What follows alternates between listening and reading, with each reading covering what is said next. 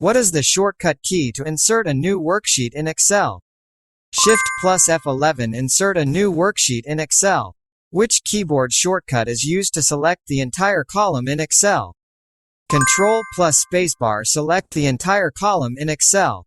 How do you select the entire row in Excel using a keyboard shortcut? Shift plus spacebar select the entire row in Excel. What is the shortcut key to hide a column in Excel?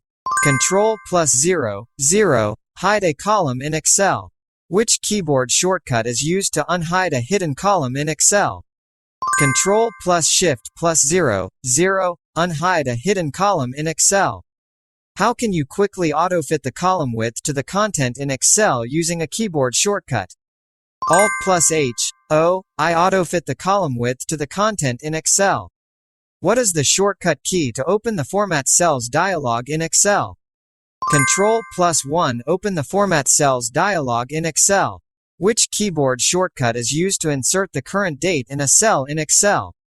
Control plus, semicolon, insert the current date in a cell in Excel. How do you enter the current time in a cell in Excel using a keyboard shortcut? Control plus Shift plus, semicolon, enter the current time in a cell in Excel.